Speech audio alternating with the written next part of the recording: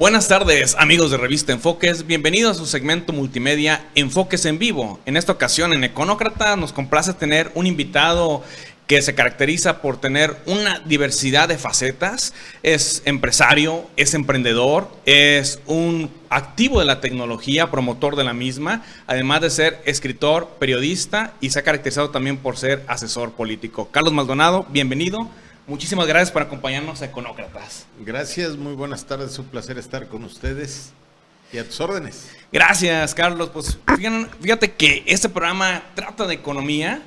¿Y por qué invitar a Carlos Maldonado? Bueno, comparto a la gente, como les decíamos en esta introducción, es todo un personaje, no creo que no te conozcan, pero es importante enfatizar alguna de tus facetas. Fue quizás, si no es la primera, que yo creo que sí, de las primeras empresas de tecnología, que actualmente se llama MSW, antes Maldonado Software. Además, te has caracterizado por ser escritor. Tienes libros en tu haber, periodista, podemos leer su columna en Diario de Colima, también ha participado en radio, en XRL. Asimismo, formas parte de la Asociación Colimense de Periodistas y Escritores y también has estado en la política desde la perspectiva del asesor. Platícanos, ¿con cuál faceta nos quedamos de Carlos Maldonado? ¿Con cuál te sientes más identificado? Bueno, evidentemente con la de empresario. Nosotros iniciamos en la ciudad de Guadalajara, saliendo del ITESO en 1978, un pequeño negocio de comunicación social, donde básicamente hicimos revistas de circulación interna. E incluso tratamos de hacer una revista de difusión general muy parecida a Enfoques. Ok. De hecho, era un experimento en aquel tiempo, realmente no había muchos antecedentes. Trabajamos y asentamos una buena empresa, una empresa que ya podía sostener una plantilla de 5 o 6 trabajadores. Pero después de un año de estarla manejando, en el mes de diciembre de 1978 nació mi hijo Carlos, el primero de mis hijos, y dije, bueno, le voy a comprar su bicicleta. ¿Y qué crees? Que en Guadalajara no pueden los niños andar en bicicleta porque o se los roban o los atropellan. Entonces dije, bueno, si quiero un balón. Ajá. Y luego pensé, y si cruza la calle, aquí es muy peligroso. Entonces dije, no estoy mal yo, está mal la ciudad. Y decidí cambiarme a Colima. Cuando llegué aquí a Colima, el gusanito de la empresarialidad seguía conmigo y empecé a buscar oportunidades de negocios. La primera fue la venta del fraccionamiento San Pablo, la sección que se llama sección Villaverde, la cual operamos prácticamente en un año, pero mientras tanto yo veía que se iba acercando el censo del 80. Ajá. Y decidí gestionar la posibilidad de abrir un negocio de información en Colima. Por lo tanto, fui a comprar computadoras a Guadalajara, con tan buena suerte que conseguí que me ofrecieran la distribución de Apple Computer en aquel tiempo. A mí me parecía muy simpático porque en Colima pues había cocadas, había sal de grano, había tuba, pero computadoras realmente no se veían muchas y desde luego ningún negocio de tecnología en el estado. Pero pues decidí probar y esa prueba ya lleva casi 40 años y seguimos trabajando en la misma especialidad, aunque ahora ya no vendemos computadoras, solamente desarrollamos software. Que es precisamente parte de la evolución que ha tenido la industria como tal, ¿no? Por ejemplo, pues, IBM o este tipo de empresas que ahora se caracterizan más por la versión de los softwares que por el hardware, ¿no? Que era esta parte tecnológica. Y precisamente, Carlos, tú que tienes tanto tiempo en esta parte de la tecnología, ¿cómo has visto la evolución? Hoy en día a un chavo, pues, se sorprende que la televisión antes tuviera una parte de atrás, ¿no? O que como que no había celulares, o como que los teléfonos tenían una ruedita. ¿Cómo ves la evolución de la tecnología hoy en día que está tan presente? Es bien interesante, uno de los fundadores de Intel postuló en 1968 o 69 la ley de Moore. La ley de Moore dice que cada 3 años la tecnología se duplica en capacidad y en velocidad. De hecho, después le recortó a cada 2 años porque se estaba quedando corta la predicción. Y siempre ha sucedido. Ha venido sucediendo durante los últimos 40 y tantos años y no se ve cuándo se vaya a detener. cuando pareciera que se va a parar un poquito, vienen innovaciones tremendamente grandes y cambian el panorama y nos hacen esperar más. Esto ha hecho que de dedicarnos a aprovechar al máximo la electrónica, ahora nos dediquemos más a diseñar y aprovechar al máximo la conexión con el ser humano.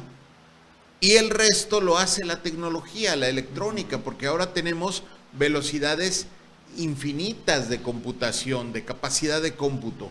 Tenemos capacidades de memoria que no se las imaginaba uno ni siquiera en la NASA. Y ahora las tenemos nosotros en casa y probablemente hasta en algunos de los celulares de última generación que hay. Entonces la transición ha sido tremenda y esto hace que los niños y los jóvenes no entiendan cómo podíamos vivir en un mundo en que el ambiente era totalmente distinto, donde la máxima tecnología que había era una calculadora, y no una calculadora electrónica, sino una calculadora mecánica que tenías que darle la vuelta hacia adelante para sumar y hacia atrás para restar. Es de risa, pero así era, con la mano hacías las cuentas. Y por ejemplo, tú que tienes tantos años, 37 años que trajiste esta empresa, Apple inclusive, que me imagino que nadie sabía que era eso. Carlos Maldonado se sigue sorprendiendo con los avances tecnológicos. Todavía ves algo y dices, un nuevo avance, un nuevo smartphone, con una función y dices, oye, esto no me lo esperaba. ¿Sigue habiendo ese efecto sorpresa en alguien que ha estado toda su vida en la tecnología? Lo que me sorprende es que la tecnología caminó por donde no esperábamos. Vean la serie de los supersónicos, que es del tiempo en que yo era niño, y los avances que había ahí no son los que tenemos. Difícilmente se parecen los de ahora, o son mejores, o no existen algunos, como por ejemplo los platillos voladores. Bueno, todavía no son precisamente cosa de todos los días. Los robots apenas están llegando, pero por ejemplo su modo de comunicarse era con un teléfono fijo de gran tamaño, que apenas se consideraba pues que era suficiente, aunque ya tenía televisión. Nosotros podemos hacer una conferencia en 50 países o en 200 países, creo que no hay tantos, del mundo, al mismo tiempo una videoconferencia y estar intercambiando pantallas y viendo a todos los actores y al mismo tiempo haciendo una memoria de la reunión. Creo que esas cosas no se previeron. Y ahora desde luego las tenemos, pero nos sorprende haberlas visto. A mí me sorprendió mucho ver la velocidad a la que Tesla implementó los automóviles eléctricos en el mundo. Eso me parece asombroso, a pesar de que está produciendo una cantidad pequeña comparada con General Motors, por ejemplo. Ciertamente es una cantidad importante y que ya demuestra la posibilidad de crecimiento que tiene ese sector. Por otro lado, también me asombra ver que los inversionistas privados como Jeff Bezos y como Elon Musk están abandonando la parte de creer que el gobierno puede hacer las cosas, y en vez de que la NASA haga los viajes al espacio, lo están haciendo empresas privadas, empresas que están tomando el desarrollo tecnológico en las manos. Y también me sorprende ver que la nueva filosofía de los ricos, y esto es importante señalarla, ya no es el acumular dinero como lo hacían los varones del dinero, los grandes banqueros de principios de siglo, los vendedores de acero, los petroleros. Ahora es tener el dinero y ver cómo lo reparten, cómo lo invierten en la sociedad. Llámese Bill Gates, llámese cualquiera de los grandes, Warren Buffett, están gastando su dinero en que la sociedad sea mejor. Hay un compromiso tremendamente grande de parte de ellos. Debemos de aprender, porque en México todavía no se da el fenómeno. Correcto. Y ahorita que mencionas estos empresarios, pues si algo se caracteriza las empresas de mayor valor en el mundo actualmente es porque tienen algo que ver con la tecnología, ¿no? Vemos las marcas Apple, Microsoft, en este caso las empresas de Tesla. Entonces, cómo la tecnología sigue permeando. Sin embargo, hay una discusión, no sé si te ha tocado tú como tecnófilo, a mí también me ha tocado, yo también soy alguien que le gusta la tecnología, que luego dicen, oye, pero la tecnología también nos lleva a algo negativo. Por ejemplo, específicamente las redes sociales, ¿no? En los adolescentes, en los jóvenes, que ya no pelan a los familiares, a los amigos, que en clase se distraen. ¿Qué opinas de ese debate que se ha puesto hoy sobre la mesa? Bueno, creo que es un tema de mucho interés para Mark Zuckerberg, el creador de Facebook, que se encuentra ahorita preocupado y ocupado en desarrollar nuevas metodologías para cerrar círculos y evitar que las redes sociales sean un problema y se conviertan en una solución. Sin embargo, debo de aclarar, no es solamente el lado negativo, también es el lado luminoso de las redes sociales, la forma en que han participado grupos de activistas usando las redes sociales para favorecer mejores condiciones en ciertos países. Nos estamos refiriendo tal vez a los últimos acontecimientos donde Rusia interviene en la elección a favor de Donald Trump. Y eso claramente es un problema para la democracia americana. Pero ciertamente no es el único ejemplo que podemos dar, y hay mucho más ejemplos de cómo ha incidido positivamente las redes sociales en la interacción de las comunidades y de las personas. Yo creo que nadie de nosotros puede negar que ahora con el Facebook, con el Twitter o con el Instagram, con cualquiera de los medios que utilicemos, tenemos más contacto con nuestra familia, con nuestros amigos de la secundaria, de la prepa, de la carrera, con los compañeros de trabajo o con los vecinos. Los programas como vecinos vigilantes que se han implementado debido a la inseguridad se sustentan la mayor parte de las veces en el WhatsApp. Cierto. Entonces, yo creo que el lado oscuro de las redes sociales ha sido muy publicitado porque no se le veía nada malo y ahora se le empiezan a ver cosas negativas. Pero el balance se tiene que dar. Estamos aprendiendo con nuevas herramientas y tenemos que acostumbrarnos a usarlas. Yo creo que más que preocuparnos por eso, debíamos de preocuparnos por quienes conducen y tontamente empiezan a utilizar el celular, no solamente para hablar por teléfono, sino para contestar mensajes en redes sociales. Es peor, ¿no? Eso sí es un riesgo grande para la sociedad y para la persona, para la que va manejando, para los que vamos caminando y para los que están cruzándose con otros automóviles frente a ellos. De veras, evítenlo, por favor. Sin dudas, temas interesantes. Seguimos platicando después de un corte de otra de tus múltiples facetas. Regresamos.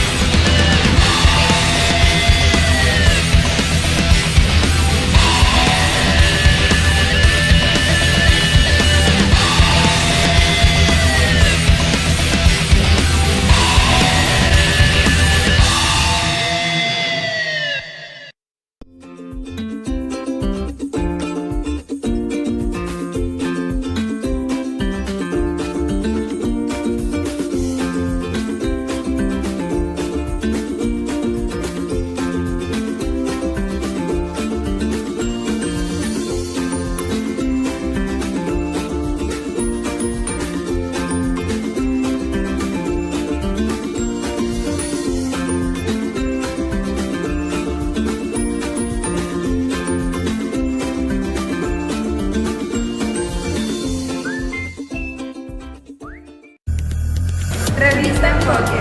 Revista. Revista Enfoques. Revista. Enfoques. Revista Enfoques.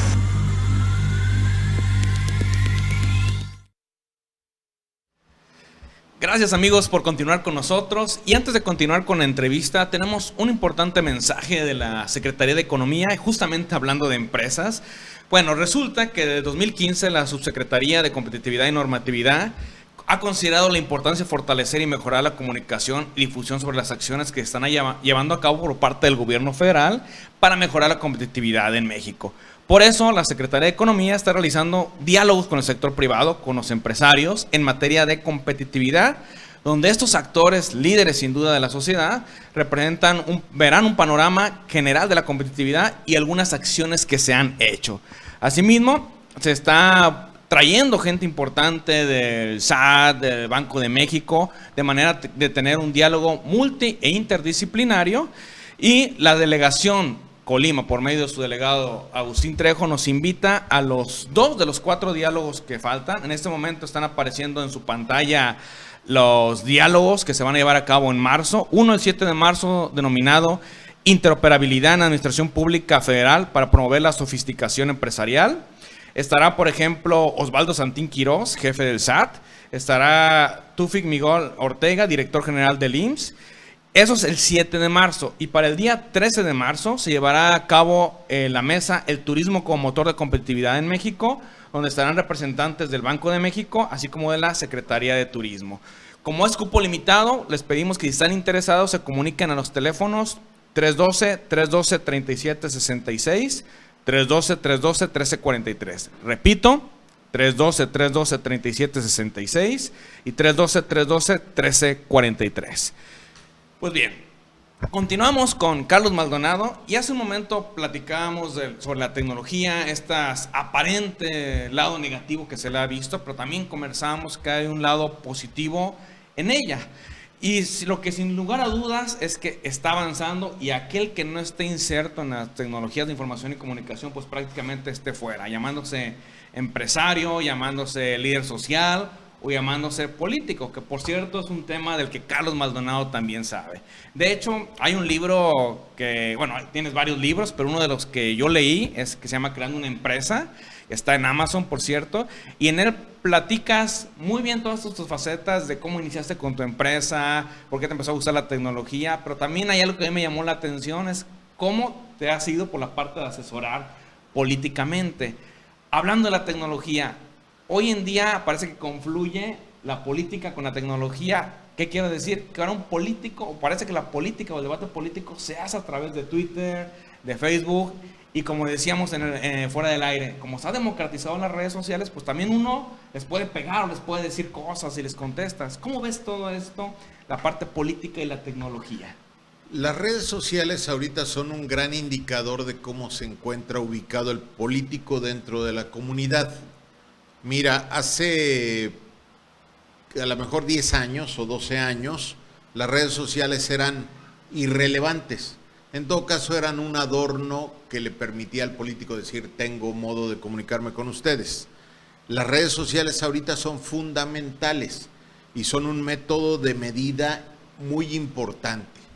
En la última elección para gobernador de Colima, yo tuve el gusto y el compromiso de apoyar al actual gobernador del estado, y antes de que fuera candidato, la gran meta que tuvimos fue superar en redes sociales a todos sus contrincantes del proceso interno. Esto se logró apenas en la rayita, pero al mismo tiempo que se lograba eso, veíamos cómo los otros descendían, porque hay un balance, un equilibrio de vasos comunicantes donde si alguien sube, el otro tiene que bajar, porque no hay más electores. Entonces conseguimos que estuviera en el punto alto, en el momento en el que se iba a tomar la decisión de quién de aquellos 10 postulantes podía ser el candidato. Después de eso y durante todo el proceso electoral, estuvimos al pendiente, se acordarán que me invitó a ser el coordinador de estrategia digital, estuvimos al pendiente de que se mantuviera por encima de todos los candidatos que había y de todos los que estaban participando, directa o indirectamente en el proceso, por encima de todos, en el número de preferencias que tenía dentro de todas las redes sociales. Y lo conseguimos a pesar de que el candidato de Acción Nacional invirtió cantidades tremendamente grandes de dinero contra una magra inversión que se estaba haciendo solamente en Facebook del candidato que ganó, del señor gobernador. ¿Esto por qué? Porque la inversión también se tiene que enfocar. Y si no la enfocas es molesta.